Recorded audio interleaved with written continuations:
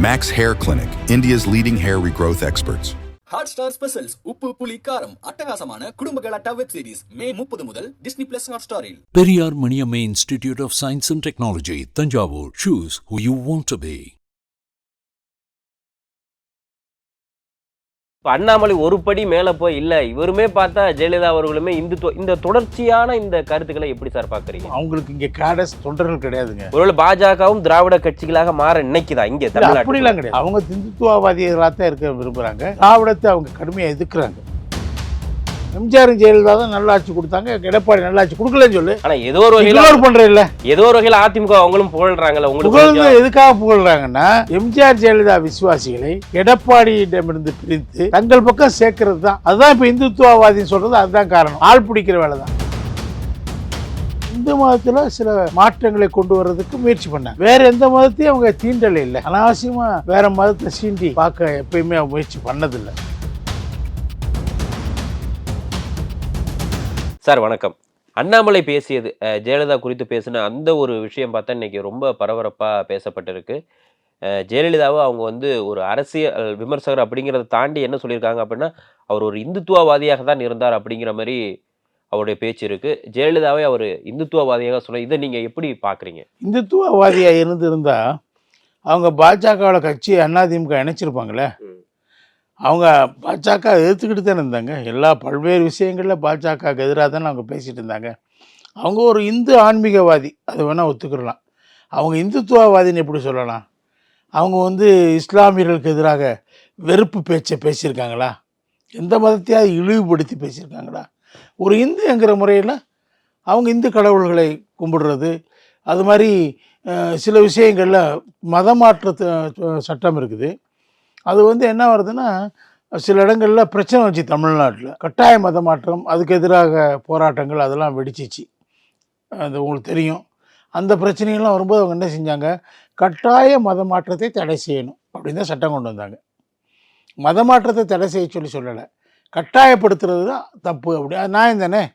எந்த மதத்துலேருந்து எந்த மதத்துக்கும் கட்டாயப்படுத்தி நீங்கள் செய்யக்கூடாதுன்னு கொண்டு வந்தாங்க. அதே பின்னாடி கொஞ்சம் எதிர்ப்பு வந்தவுடனே வித்ரா பண்ணிக்கிட்டாங்க. அதே மாதிரி கோவில்களில் ஆடு கோழி எல்லாம் பலியிடுவது தவறு, அது ரொம்ப கொடூரமானது, அதை கோவில்களில் செய்யக்கூடாது அப்படிங்கிற ஒரு இந்து மத உணர்வோடு அவங்க கொண்டு வந்தாங்க. அது அன்னைக்கு கொஞ்சம் அது விமர்சனம் ஆனிச்சு இல்லையா கோயில்கள்? ஏன்னா நாட்டார் வழிபாடு செய்யக்கூடிய கோயில்கள் அது வேற மாதிரி இருக்கும். ஹிந்துத்துவ முறைப்படி ஆகமங்கள் படி செய்யக்கூடிய கோயில்கள்ல அது வேற மாதிரி, அது கொஞ்சம் விமர்சனத்தையும் அதையும் ஒரு தேர்தலில் அவங்க கொஞ்சம் தோல்வி அடைஞ்ச உடனே அந்த விமர்சனங்களோடு சேர்ந்து வந்ததுனால அவங்க அதை விளக்கிக்கிட்டாங்க. அதாவது இந்து மதத்தில் சில மாற்றங்களை கொண்டு வர்றதுக்கு முயற்சி பண்ணாங்க. வேறு எந்த மதத்தையும் அவங்க தீண்டலை இல்லை. அனாவசியமாக வேறு மதத்தை சீண்டி பார்க்க எப்பயுமே முயற்சி பண்ணதில்லை. நீ பார்த்தா வக்ஃப் போர்டினுடைய ப்ராப்பர்ட்டி எல்லாம் அவங்க காலத்தில் தான் அதை ஸ்ட்ரென்தன் பண்ணியிருக்காங்க. இன்னும் கொஞ்சம் அதிகமாக்கி அதை இருந்த டிஸ்பியூட்ஸ் எல்லாம் எடுத்து அந்த சொத்துக்களை எல்லாம் அவங்களுக்கு வக்ஃப் போர்டுக்கு வர்ற மாதிரி சில ஏற்பாடுகளெல்லாம் அவங்க பண்ணியிருக்காங்க. இது இந்த நோன்பு கஞ்சி காய்ச்சறதுக்கு இலவசமாக அரிசி அரசாங்கத்திலேருந்து கொடுத்துருக்குறாங்க. ஜெருசலேம், மெக்கா, மதீனா பயணங்களுக்கெல்லாம் இலவச இது கொடுத்துருக்காங்க. உலமாஸினுடைய மாத சம்பளத்தை உயர்த்தி இருக்கிறாங்க. எவ்வளோ அவங்க செஞ்சுருக்காங்களே. அவங்க அப்படி மற்ற மதங்களை சார்ந்த அந்த நலத்திட்டங்களை அவங்க கொடுத்துட்டே இருந்திருக்காங்க. அவங்கள எப்படி ஒரு மதவாதின்னு சொல்கிறீங்க நீங்கள்? எப்படி இந்துத்துவான்னு என்னங்க? பல்வேறு விஷயங்கள் அதுக்குள்ளே இருக்குது. அகண்ட பாரதம் இருக்குது, ஆர்எஸ்எஸ் கோட்பாடு இருக்குது, என்ன இந்துஸ் ஒன்லிங்கிற கோட்பாடு இருக்குது இல்லையா? நீங்கள் என்ன சொல்கிறீங்க, இஸ்லாமியர்கள் தங்களுடைய இனத்தை பெருக்கிக்கிறாங்க, ஜனத்தொகையை பெருக்கிறாங்க, மக்கள் தொகையை, அதனால் நம்மளும் பெருக்கணும்னு சொல்கிறீங்க. அதெல்லாம் சரின்னு ஏற்றுக்கலையே. உங்களுடைய பல்வேறு மத ரீதியான நடவடிக்கைகளை அவங்க ஆதரிக்கலை. ஆனால் ஒன்று சொல்லியிருக்காங்க, ராமர் பிறந்த இடத்துல ராமருக்கு கோயில் கட்டணும்னு சொல்லியிருக்காங்க. அது இன்றைக்கி எல்லாருமே ஒத்துக்கிட்டாங்கல்ல. தீர்ப்பு வந்த பிறகு, கோயில் கட்டின பிறகு யாருமே எதிர்க்கலையே. சில விமர்சனங்கள் அப்படிங்கிறது இன்னும் இருக்கு. ஆனால் அதை ஒத்துக்கிட்டாங்களா? அங்கே ராமர் கோவில் கட்டணும் அப்படிங்கிறத ராமர் பிறந்த இடத்துல கட்டாமல் வேற எங்கே கட்டுறதுன்னு சொன்னாங்க. பாபர் மசூதிட்ட கட்டணுங்கிறது பாபர் மசூதி இடித்த பிறகு சொன்னாங்க. பாபர் மசூதிக்குள்ள ஒரு ராமர் சிலையை வச்சு அதை ராஜீவ் காந்தி ரொம்ப நாள் பூட்டி கிடந்த அந்த கோயிலை திறந்தப்ப அதுக்கு அங்கே பூஜை நடக்கும்போது கர்சேவர்களை அனுப்புனாங்க பல பேர். இவங்க வந்து கர்சேவருங்கிற பேரில் இல்லை, அங்கே வந்து செங்கல் பூஜைகள் நடத்துவதற்கு இங்கேருந்து ஆட்களை போகலான்னு சொல்லி சொன்னாங்க. போகிறத பற்றி நான் போகணும் இவங்க அனுப்பலை, போகிறவங்கள நான் தடுக்கலைன்னு சொன்னாங்க. இவங்களாம் யாரையும் அனுப்பி ஆமாம், வைக்கல. அதான் ஆன்மீகவாதி, ஒரு இந்து ஆன்மீகவாதி, இந்து மதத்தின் மீது பற்றுள்ளவர், ஆனால் மற்றவர்கள் மதங்கள் மீது வெறுப்பு உள்ளவர் கிடையாது. ஆனால் நீங்கள் இந்துத்துவவாதிகள் என்ன செய்கிறீங்கன்னா மற்ற மதங்களை வெறுக்கிறீங்க இல்லையா? நீங்கள் இப்போ இஸ்லாமியர்கள் மீது வெறுப்பை கக்குறீங்க. அவங்க இஸ்லாமியர்கள் பல எம்எல்ஏஸ், எம்பிஸ், மினிஸ்டர்ஸ் வச்சுருந்தாங்களே. நீங்கள் உங்கள்கிட்ட மினிஸ்டர் ஒருத்தர் கூட இஸ்லாமியர் கிடையாது, ஒரு எம்பி கூட உங்கள்கிட்ட இஸ்லாமியர் கிடையாது. அவங்க அப்படி இல்லையே, இஸ்லாமியர்களை தன்னுடைய கட்சியில் வச்சுருந்தாங்களே, முக்கிய பதவிகள் வச்சுருந்தாங்களே. இப்போ கூட நீங்கள் அதிமுகவில் இது கௌரவ தலைவர், அந்த டாப் மோஸ்ட் போஸ்ட்டு தலைவர் போஸ்ட் யார் கொடுத்துருக்காங்க? தமிழ் மகன் ஹுசேனுக்கு தானே கொடுத்துருக்காங்க இல்லையா? பிரசிடியம் சேர்மன் சொல்லுவாங்க, கட்சியினுடைய தலைவர். அது யார் கொடுத்துருக்காங்க? ஒரு இஸ்லாமியர் தானே கொடுத்துருக்காங்க. அந்த மாதிரி அவங்க இஸ்லாமியர்களுக்கு எல்லா இடங்கள்லையும் இஸ்லாமியர்களை நிறுத்தியிருக்கிறாங்க. எம்பிஸ், எம்எல்ஏஸாக, அமைச்சர்களாக அவங்களுக்கு இடம் கொடுத்துருக்குறாங்க. சொல்லப்போனால் திமுக தான் ஒரு எம்பி கூட இஸ்லாமியர் கொடுக்கல, அவங்க கொடுத்துருக்குறாங்க. ஒரே ஒரு அமைச்சர் 2 பேர் இருந்தாலும், ஒருத்தர் இருந்தால் அவர் வெளியே அனுப்பிச்சிட்டாங்க, அமைச்சர் நாசர் வெளியே அனுப்பிச்சிட்டாங்க. அப்படியெல்லாம் ஜெயலலிதா ஆட்சியில் நடக்கலையே. அவங்க எல்லாரையும் சமமாக தானே நினச்சி, எல்லா மதமும் சமங்கிற நிலையிலேருந்து தானே அவங்க தன்னுடைய அரசியல் பயணத்தை நடத்தியிருக்கிறாங்க. அவங்கள எப்படி நீங்கள் இந்துத்துவவாதி இப்போ எதுக்கு சொல்ல காரணம் என்ன? ஏன் சார் இப்போ நம்ம ஏன் சொல்லணும்? இல்லை, அவங்க என்ன சொல்கிறாங்கன்னா, ஜெயலலிதா அவர்கள் இப்போ வந்து கலைஞருக்கு வந்து என்னென்னா திராவிடம் சார்ந்த கொள்கையில் இருக்கும், கடவுள் மறுப்பு கொள்கை அப்படிங்கிறது இருக்கும். ஆனால் ஜெயலலிதா அவர்கள் பார்த்தா அவங்களுடைய ஒவ்வொரு விஷயங்கள் தொடங்குறதுக்கு முன்னாடி பக்தி சார்ந்த சில விஷயம், பக்தி அவங்களுக்கு இருந்தது அப்படின்னு நம்ம சொல்லலாம் இல்லையா? ஒரு எலெக்ஷனுக்கு போகிறதா இருக்கட்டும், இல்லை அவங்க வந்து ஒரு முக்கியமான நிகழ்வுகளுக்கு போகிறதா இருக்கட்டும், இல்லை அவங்க வீட்டை சுற்றி நடக்கக்கூடிய முக்கியமான விசேஷங்களாக இருக்கட்டும், அதுக்கு எல்லாமே கொஞ்சம் பக்தி சார்ந்த சில நம்பிக்கைகள் அவங்களுக்கு இருந்தது இல்லையா? அதை பற்றி திமுக நாத்திகத்தை, பெரியாருடைய நாத்திகத்தை திமுக ஏற்றுக்கொள்ளவில்லை. அவங்க கட்சி ஆரம்பிக்கும் போதே ஒன்றே குலம் ஒருவனே தேவன் என்ற திருமூலருடைய வாசகத்தை அவங்க கையில் எடுத்துக்கிட்டாங்க. கடவுள் நம்பிக்கை உண்டு தான். கலைஞர் கருணாநிதி அவர்கள் கடவுள் நம்பிக்கை இல்லை என்று சொல்லி கொண்டாலும் அவருடைய வீட்டில் இருந்தவங்களாம் கடவுள் நம்பிக்கை உள்ளவங்களாக தான் இருந்தாங்க. ஸோ அது மாதிரி கடவுள் நம்பிக்கைங்கிற ஒரு பர்சனல் லிபர்ட்டி, அவங்கவுங்க தனிப்பட்ட ஒரு சுதந்திரம். அதை யாரையும் நீங்கள் கம்பல் பண்ண முடியாது. அந்த அம்மாவுக்கு நான் தான் சொன்னேன், ஆன்மீகவாதி, அவங்க மேலே நம்பிக்கை இருந்துச்சு, கடவுள் நம்பிக்கை. அவங்க இந்துவாகவே தன்னுடைய வாழ்க்கையை நடத்துனாங்க. ஆனால் மற்ற மதத்தினரை எந்த வகையிலும் அவங்க துன்புறுத்தலை. அந்த எண்ணம் அவங்களுக்கு இருந்ததே இல்லை. இந்துத்துவவாதிகளுக்கு அந்த எண்ணம் இருக்குது.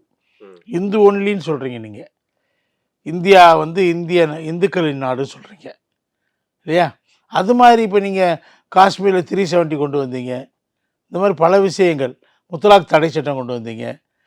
இப்போ என்ன சொல்கிறீங்க? காமன் சிவில் கோட், அதாவது பொது சிவில் சட்டம் கொண்டு வர போகிறேன்னு சொல்கிறீங்க. இதையெல்லாம் அவங்க இருந்தால் ஆதரிச்சிருப்பாங்களாம் தெரியல.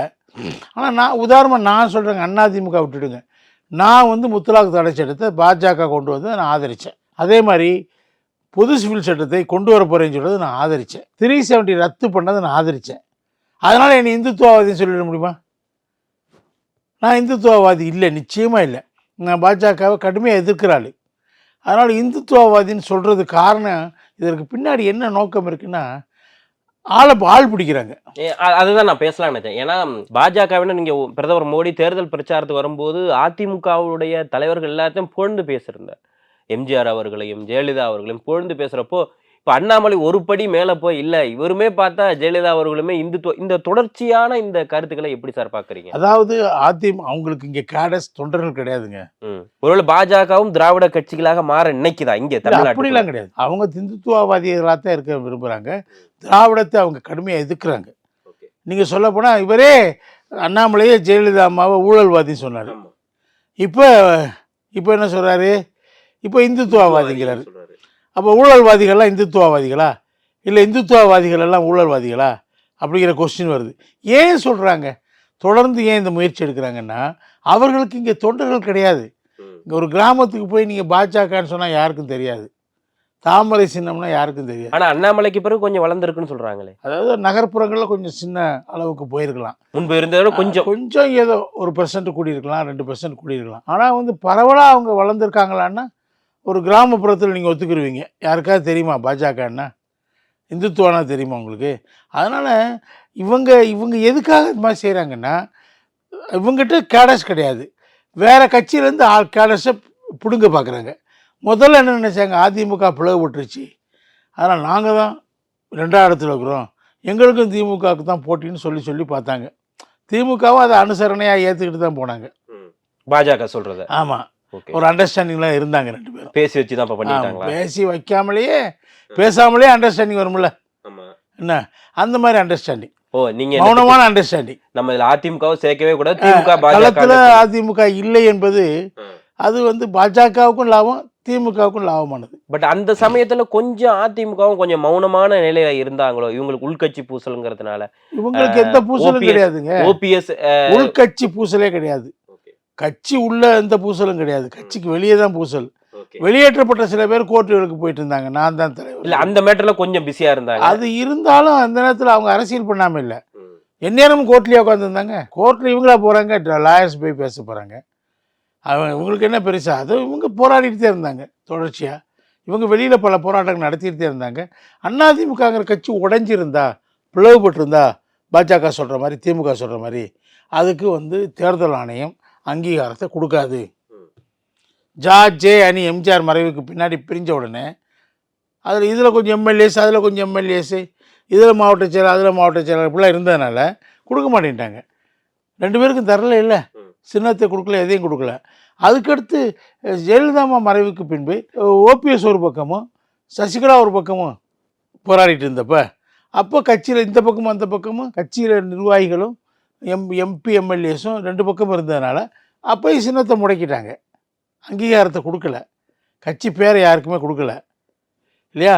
அதனால் இவங்க அதிமுக அம்மா அணி அவங்க வேறு ஏதோ பேர் வச்சுக்கிட்டாங்க, அப்படி தான் பண்ணாங்க. அப்போ அது பிளவுபட்டிருந்தால் தரமாட்டாங்க. இப்போ பிளவுபடாமல் அது ஒன்றிணைக்கப்பட்டிருக்கிறதுனால தான் அதுக்கு இந்த எல்லா அங்கீகாரங்களையும் கொடுத்துருக்குறாங்க, சின்ன உறுப்பட எல்லாத்தையும் கொடுத்துருக்குறாங்க. அது தேர்தலாக அப்படி கொடுக்கணும்னாவே என்ன அர்த்தம், அந்த கட்சி உடையலைன்னு அர்த்தம். உடைந்த போதெல்லாம் அதை முடக்கியிருக்கிறாங்க இல்லையா. அப்போ இவங்க உடையாமல் இருக்கிறாங்க, அப்போ ஸ்ட்ராங்காக இருக்கிறாங்க, எமர்ஜ் ஆகிருக்கிறாங்க. அது வந்து அவங்க முதல்ல இவங்களை வந்து களத்துலேருந்து வெளியேற்றணும் முயற்சி பண்ணாங்க திமுகவும் பாஜகவும். ஆனால் அது முடியலை. இவங்க பாஜக காணாமல் போயிடுச்சு, அதிமுக எந்திரிச்சு மேலே வந்துட்டாங்க. தேர்தலில் பார்த்தோம், களத்தில் பார்த்தா தெரியுது. அதனால் அவங்க நிச்சயமாக 3ஆம் இடத்துக்கு போகிறதுக்கு வாய்ப்பே இல்லை. இப்போ வந்து சீமான் என்ன சொல்கிறாரு, என்னை விட பாஜக ஒரு ஓட்டு கூட வாங்கினா நான் என் கட்சியை கலைச்சிடுறேங்க. அப்போ அவர் எந்த நம்பிக்கையில் சொல்கிறாரு, இவங்க தேர்தலுக்கு முன்னாடி பாஜக காணாமல் போயிடுச்சுங்க, பூத்து ஏஜென்ட் இல்லை, வெளியில் இருக்க ஏஜென்ட் எவனுமே இல்லை, ஆள் இல்லை அவங்களுக்கு. அதனால் என்ன நினைக்கிறாங்கன்னா, இன்னொரு கட்சியிலேருந்து நம்ம தொண்டர்களை பிடுங்கணும். இப்போ வெஸ்ட் பெங்காலில் அவங்க ஒரு எக்ஸாம்பிள் அவங்க சொல்கிறாங்க, எப்படி செகண்ட் பிளேஸுக்கு வந்தாங்க. மார்க்சிஸ்ட் கம்யூனிஸ்ட் கட்சியும் அவங்க காங்கிரஸும் செல்லாக்காசு ஆகிட்டாங்க, கிட்டத்தட்ட இல்லைங்கிற நிலைமைக்கு போயிட்டாங்க. மம்தாவுடைய கடுமையான அடக்குமுறையை தாக்கு பிடிக்க முடியாமல் அவங்க காணாமல் போயிட்டாங்க. அந்த நேரத்தில் மத்திய அரசில் இவங்க இருந்ததுனால இவங்களுக்கு கொஞ்சம் இவங்களை அந்த அளவுக்கு மோசமாக இவங்களை ட்ரீட் பண்ண முடியல மம்தாவால். இவங்க போல்டாங்க இறங்கி அந்த 2ஆம் இடத்துக்கு வந்தாங்க. வெற்றிடம் இருந்துச்சு, 2ஆம் இடத்துக்கான வெற்றிடம் இருந்துச்சு, இவங்க போய் அதில் நிரப்பிக்கிட்டாங்க, உட்காந்துக்கிட்டாங்க. ஆனால் இங்கே என்ன இருக்குது, வெற்றிடம் இருக்குன்னு சொல்லிட்டு இருக்காங்க. இல்லை, அப்போ ஒரு அதிமுக ஒருங்கிணைந்து இருக்கிறது. அப்போ நீங்கள் சொல்ல பார்த்தா சீமான் சொல்கிறது அப்போ உண்மை ஆகிடுமோ? அப்படி தான் அவங்களுக்கு நானும் ஏற்கனவே சொல்லிட்டு இருக்கேன், சீமானுக்கு உங்களுக்கு தான் போட்டி, திமுகவுக்கு உங்களுக்கு போட்டி கிடையாது. போட்டி என்பது திமுகவுக்கும் அதிமுகவுக்கு தான். இதுக்குள்ளே நான் பாஜக வரவே இல்லை. அப்படி திமுக ஏன் இது ஆதரிக்குதுன்னா, பாஜகனுடைய இது ஸ்லோகனை ஏன் ஆதரிக்கிறாங்கன்னா, அவங்க ஒரு வாரத்துக்கு எலெக்ஷனுக்கு தேர்தலுக்கு ஒரு வாரத்துக்கு முன்னாடி 19ஆம் தேதி தேர்தலாக ஒரு 10ஆம் தேதி வாக்கிலேயே முதல்வர் என்ன பேசியிருக்காரு, திமுக தலைவர் ஸ்டாலின் அவர்கள், எங்களுக்கும் பாஜகவுக்கும் சித்தாந்த ரீதியான போட்டி எங்களுக்குள்ள தான், அவங்களுக்கு இந்துத்துவாவுக்கும் எங்களுடைய திராவிட மாடலுக்கும் தான் போட்டி, இதில் இடையில அதிமுக சித்தாந்த காலத்தில் இல்லைங்கிற மாதிரி பேசிட்டார். ஆனால் எடப்பாடி அவர்கள் என்ன பண்ணார்னா, ரொம்ப புத்திசாலித்தனமாக தமிழ் தேசியத்தை கையில் எடுத்துட்டார். எனக்கு அகில இந்திய அரசியலை பொறுத்தவரையில் பிரச்சனை இல்லை, அது எனக்கு பொருட்டே இல்லை, எனக்கு தமிழ் நலன், தமிழர்களுடைய நலன், இதை பாதுகாக்க வேண்டும் இல்லையா. அதுதானே அவங்க கோஷமாக வச்சாங்க, தமிழர்களின் நலன் மீட்போம், என்ன தமிழக நலன்களை காப்போம், அதானே கோஷமாக வச்சாங்க தேர்தலில். ஸோ அந்த கையில் எடுத்துட்டாங்க அவங்க. இந்த அகில இந்திய கட்சிகளான காங்கிரஸாக இருந்தாலும் பாஜகவாக இருந்தாலும் தமிழர்களுக்கு தீங்கு தான் செஞ்சுருக்குது, வஞ்சனை செஞ்சுருக்காங்க. அந்த இரு கட்சிகளை நாங்கள் எதிர்ப்போம். அப்படியே அவங்க தான் ஆட்சி அமைக்க போகிறாங்க, எங்களுடைய உதவி அவங்களுக்கு தேவைன்னா அப்படி ஒரு உதவியை கொடுக்க வேண்டிய நிலைமை ஏற்பட்டால் நாங்கள் தமிழக நலன்களுக்கு சார்ந்த எல்லா விஷயங்கள்லையும் கோட்பாடு ரீதியாக ஒப்பந்தம் போட்டு தான் அவங்கள ஆதரிப்போம். ஓகே. கட்சி இப்போ அந்த ஆட்சியில் சேர மாட்டோம், இணைய மாட்டோம், வெளியிலேருந்து ஆதரிப்போம்னு சொல்லிட்டாங்க. இப்போ வந்து சார் இப்போ வந்து இவங்க இப்படி ஒரு வந்து க்ளீன் ஸ்டாண்டர்ட் திமுக எடுக்க முடியுமா சொல்லுங்கள்? எடுத்திருக்காங்களா? போஸ்ட் எலெக்ஷன் சினாரியோவில் அவங்க என்ன செய்ய போகிறாங்க? இந்த மாதிரி இவ்வளோ கிளியராக நாங்கள் ஆட்சியில் சேர மாட்டோம், வெளியிலேருந்து ஆதரவு தரும்போது கண்டிஷனல் சப்போர்ட் தான் பண்ணுவோம், ஒரு பொது ஒரு குறைந்தபட்ச ஒரு திட்டத்தை உருவாக்கி அதுக்கு ஒத்துக்கொள்ளும் போது தான் அது வரைக்கும் தான் நாங்கள் ஆதரவு தருவோம். அந்த திட்டத்தை அவங்க ஏற்றுக்கொள்ளாத போது நாங்கள் விலக்கிக் கொள்வோம் ஆதரவை. ஆனால் எடப்பாடியார் மேல் இருக்கக்கூடிய முன்னாடி இருந்த விமர்சனம் என்னவா இருந்துச்சு அப்படின்னா, இவர் இன்னும் பிரதமரை வந்து தாக்கி அதிகமாக பேசலையே அப்படிங்கிற கருத்து வந்து இப்போது வரைக்குமே இருக்கு சார். ஆனால் இப்போ நம்ம வந்து பேசக்கூடியது என்னன்னா, ஜெயலலிதா அதை மட்டும் பேசி அதுக்கு மட்டும் பதில் சொல்லிடுறேன். நீங்கள் சொன்னதுனால சொல்ல விரும்புகிறேன். ஏற்கனவே பல தடவை சொல்லியிருக்கேன். அதாவது வந்து நீங்கள் பாஜக என்ன டாக்டிக்ஸ் ஃபாலோ பண்ணுறாங்கன்னா, அதிமுக பாஜக கூட்டணியில் இருந்தபோது தினந்தோறும் அதிமுகவை தாக்கி பேசிக்கிட்டே இருந்தார் அண்ணாமலை. ஆனால் கூட்டணி வெளியே வந்த பிறகு பேசுகிறதே இல்லை. புகழ்ந்து பேச என்ன நோக்கம்? புகழ்ந்து பேசுறது சில தலைவர்கள் மட்டும் குறி வச்சு. அதுவும் அதிமுக தலைவர். ஆமாம். அதில் வந்து இப்போ உதாரணமாக எம்ஜிஆர் ஆட்சியை பாராட்டுறாரு, ஜெயலலிதா அம்மாவுடைய ஆட்சியை பாராட்டுறாரு, ஆனால் எடப்பாடி ஆட்சியை பாராட்ட மாட்டேங்கிறாரு. அதோட தொடர்ச்சியாக தான் எடப்பாடி ஆட்சி இருந்துச்சு, அதை பற்றி விமர்சிக்க மாட்டேங்கிறாங்க, எந்த விமர்சனத்தை வைக்க மாட்டேங்கிறாங்க. எம்ஜிஆரும் ஜெயலலிதா அதிமுக தானே, முக்கியமான விஷயம். இவங்க மூணாவது சொல்லணும்ல, ஆட்சியை 4 ஆண்டுகள் நடந்த ஆட்சியை சரியாக இருந்துச்சு சொல்லு, இல்லாட்டி சரியாக இல்லைன்னு சொல்லு. எம்ஜிஆரும் ஜெயலலிதா தான் நல்ல ஆட்சி கொடுத்தாங்க, எடப்பாடி நல்ல ஆட்சி கொடுக்கலன்னு சொல்லு. ஆனா ஏதோ ஒரு வகையில பண்ற இல்ல, ஏதோ ஒரு வகையில அதிமுக அவங்களும் புகழ்றாங்கல்ல. உங்களுக்கு எதுக்காக புகழ்றாங்கன்னா, எம்ஜிஆர் ஜெயலலிதா விசுவாசிகளை எடப்பாடியிடமிருந்து பிரித்து தங்கள் பக்கம் சேர்க்கறது தான். அதுதான் இப்போ இந்துத்துவவாதின்னு சொல்றது, அதுதான் காரணம். ஆள் பிடிக்கிற வேலை தான். இந்த பைய எடுத்துகிட்டு வந்து சின்ன பிள்ளைகள்லாம் பிடிச்சிட்டு போவாங்க, பிள்ளை பிடிக்கிறவங்க. அது மாதிரி இப்போ பாஜக சாக்கு இல்லாமலேயே என்ன சில கருத்துக்கள் மூலமாக என்ன அதிமுக தொண்டர்களை தங்கள் பக்கம் இழுப்பதற்கான முயற்சி தொடருது. ஏற்கனவே ஆரம்பித்த முயற்சி பிரதமரால் ஆரம்பிக்கப்பட்டது, இப்போ அண்ணாமலை தொடர்றாரு. யார் பண்றது? யார்? தமிழக பாஜகவா இல்ல அகில இந்திய பாஜக? பிரதமரே பேசினார்னு சொல்றேனே. ரெண்டு பேரும் அதே அதை தொடர்றாரு. இவர் பிரதமர் ஆரம்பிச்சு வச்சதை, ஆள் பிடிக்கிற வேலையை இப்போ அண்ணாமலை தொடர்றாரு. சார், இப்போ ஜெயலலிதா அவர் வந்து அண்ணாமலை வைக்கக்கூடிய அந்த குற்றச்சாட்டு என்னவாக விமர்சனம் என்னவாக இருந்தது அப்படின்னா, அவர் இந்துத்துவவாதி அப்படிங்கிறத சொல்றப்போ, இல்ல ஜெயலலிதா ஹிந்துத்துவவாதியே கிடையாது, இதுக்கு சில விஷயங்கள் இருக்கு அப்படின்னா எதை சார் முக்கியமா கோடிட்டு நீங்க சொல்லணும்? எதை எங்க அண்ணா வழியில வர்றேன்னு சொல்றாங்க. அண்ணா என்பது மாநில சுயாட்சி, திராவிட கொள்கைகள் தானே, அது கட்சியே திராவிட கட்சி தானே. அது எப்படி வந்து திராவிடமும் இந்துத்துவாவும் நேரெதிராக பொருந்தக்கூடிய கட்சிகள் இல்லை, ஒருத்தர் பொருந்தக்கூடிய மோதக்கூடிய கட்சி, எதிரெதிர் கொள்கைகள் சித்தாந்தங்களுடைய கட்சிகள். இது எப்படிங்க ரெண்டு பேரும்? இந்த தலைவர் வந்து அங்கிட்டு போயிடுவாங்க. அவங்க எந்த காலத்துலையும் அவங்க பிராமண ஜாதியை சார்ந்தவங்கன்னு சொன்னப்போ கூட ஆமாம் நான் பாப்பாத்தி தான், மறுக்கலை. ஆனால் அதே சமயத்தில் தமிழர்களுடைய பிரச்சனைகளுக்காக அவங்க உறுதியாக இருந்திருக்காங்க எல்லா விஷயத்துலையும். இவங்க வந்து இவங்க பாஜகவோ காங்கிரஸோ நம்ம நதிநீர் பிரச்சனைகளை நமக்கு வஞ்சனை செய்தப்போ அவங்க தான் மீட்டு எடுத்தாங்க அதை, நம்மளோட உரிமைகளெல்லாம். வேறு யார்? கருணாநிதி ஒன்றும் செய்யலை, அவங்க தான் மீட்டு எடுத்தாங்க. மத்திய அரசு 2 அரசுகளையும் எதிர்த்து போராடினாங்க. அது எப்படிங்க அவங்கள இந்துத்துவவாதிங்கிறீங்க நீங்கள்? எந்த வகையில் சொல்லலாம்? அவங்க அந்த மாதிரி எந்த மத துவேஷத்தையும் நீ கிளப்பலை, அந்த மாதிரி எந்த பேச்சும் அவங்ககிட்ட இல்லை. நீங்கள் சொல்கிறதுக்கு காரணம், ஒரே காரணம், அந்த ஜெயலலிதா அம்மாவுடைய விசுவாசிகளை உங்கள் பக்கம் இழுக்கிறதுக்கு. அது ஆள் பிடிக்கிற வேலை தான், வேற ஒன்றும் கிடையாது. ஸோ இதன் மூலமாக வந்து அதிமுக சாக்கு இல்லாமல் நீங்கள் ஆளை பிடிக்கிறீங்க, அவ்வளோதான், பிள்ளை பிடிக்கிறீங்க. இது மூலமா அதிமுகவில் இருக்கவங்க பிஜேபிக்கு போயிடுவாங்க, ஒருத்தரோட போக மாட்டாங்க. எப்படி போவாங்க?